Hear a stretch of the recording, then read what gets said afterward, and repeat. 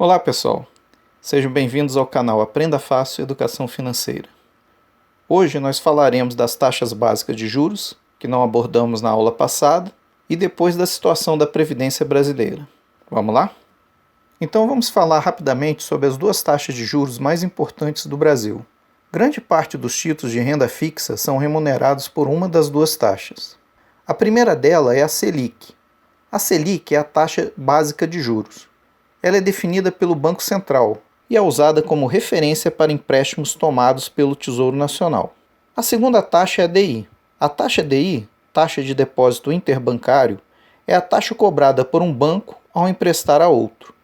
Normalmente ela é chamada erroneamente de CDI, que significa Certificado de Depósito Interbancário.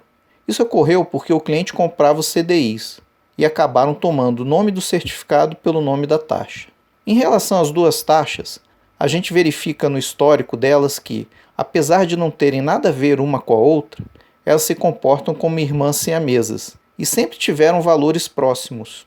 Na prática, a taxa DI acaba sendo um espelho da Selic. É importante saber que ambas servem como benchmarks. E o que é um benchmark? Benchmark é um processo de comparação de produtos, serviços e práticas empresariais. Então é comum você ouvir que um fundo rendeu 123% do CDI, ou que um título do governo rende 110% da Selic. Muitos papéis do Tesouro Direto pagam um percentual da Selic, enquanto papéis de bancos pagam um percentual da taxa DI. Com isso, a gente encerra a parte básica que ficou faltando na aula passada, e agora vamos entender um pouco do porquê o Brasil cobrar tantos impostos e mesmo assim nossas contas continuarem no vermelho. Para entendermos um pouco das contas brasileiras, eu fiz um resumo das aulas do Mansueto de Almeida, dadas no canal Porquê. Eu recomendo fortemente assistirem às aulas completas dele, e vou deixar o link na descrição desse vídeo. Os slides a seguir são todos dele. Começando com as despesas primárias, a gente nota que todos os governos, desde a democratização, aumentaram as despesas primárias. Se olharmos a barra vermelha, que representa o fim do mandato, vamos ver que elas estão em uma crescente. Para compensar o aumento de gastos, adivinhe o que fizeram os governos? Aumentaram a arrecadação de impostos. Todos aumentaram o percentual arrecadado em relação ao PIB, o que novamente podemos ver pelas barras vermelhas, crescentes de final de governo. É importante entender que inicialmente a inflação descontrolada acabava comendo um pouco dos créditos, e os credores perdiam uma parte do ganho. Com o controle dela, só existia uma forma de financiar o rombo orçamentário, que era através do avanço do governo sobre o dinheiro do contribuinte. Mas para tudo tem limite. No patamar atual, o governo passa a ter dificuldades em arrecadar mais. Como consequência, o rombo final cresce.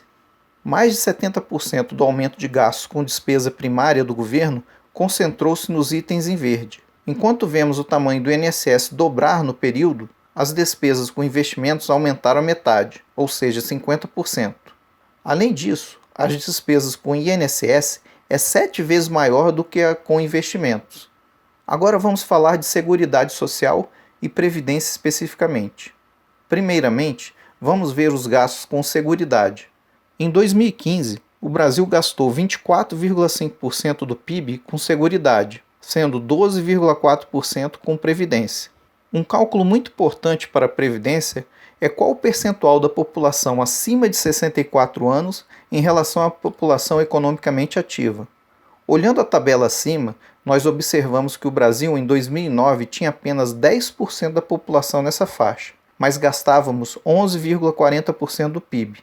Índice ligeiramente superior à Alemanha, que tinha mais de 31% da população acima de 64 anos. O Japão, com quase 35% da população na faixa acima de 64 anos, gasta menos do que o Brasil atualmente. É previsto que em 30 anos tenhamos uma composição parecida com a do Japão atual. Estaríamos gastando mais de 35% do PIB com a Previdência se nada for mudado. E qual país gasta tanto com a Previdência? Nenhum. Esse gráfico mostra, segundo o IBGE, qual o percentual da população acima de 65 anos confrontado com a população brasileira de 15 a 64 anos. As estimativas indicam que teremos 39% da população nessa faixa em 2050. No nosso modelo atual de previdência, Os trabalhadores da ativa são descontados no contra-cheque e o dinheiro serve para pagar os aposentados. Em 2015, tínhamos 8 pessoas na ativa para cada aposentado, e o sistema atual começou a mostrar um estrangulamento. 10 anos antes, eram 12.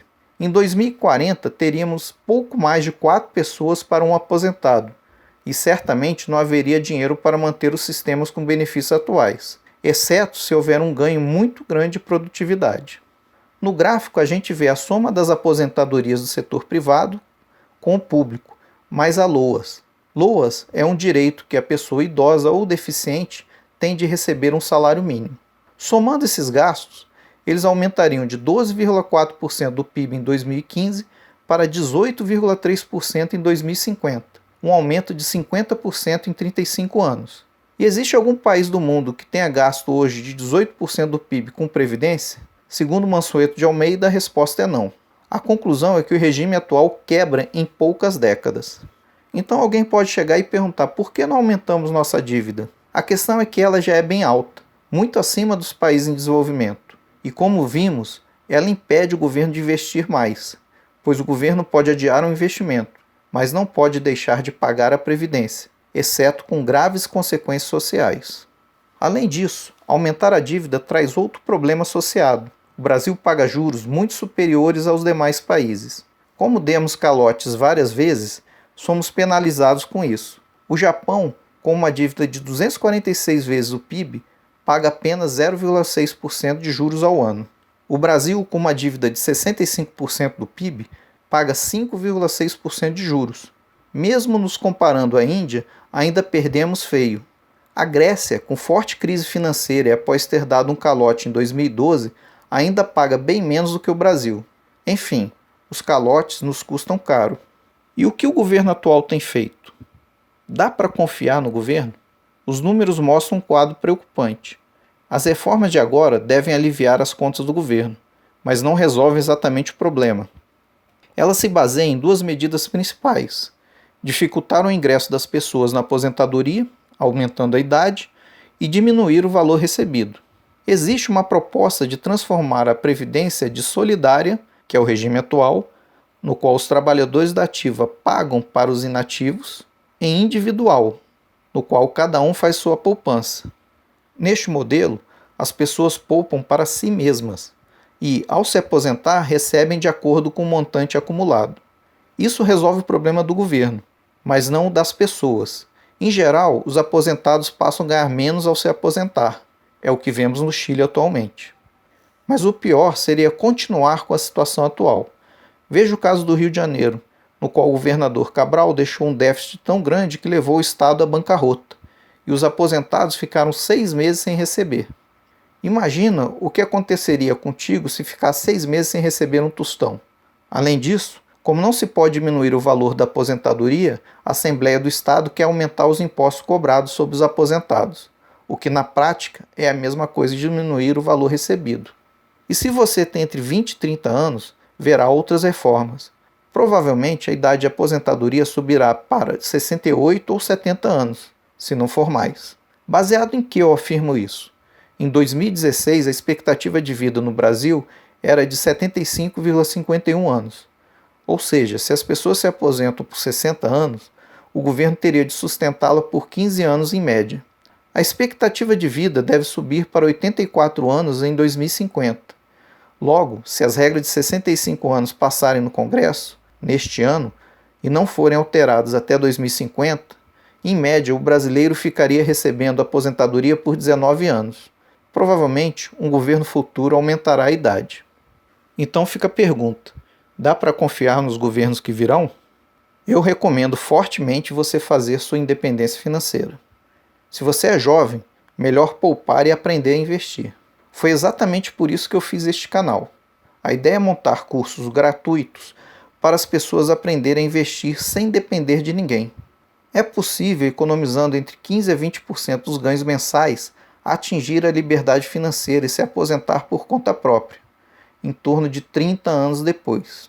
Eu estou aqui dando a minha mãozinha, então aproveita. E por hoje, a gente fica por aqui. Aquele abraço.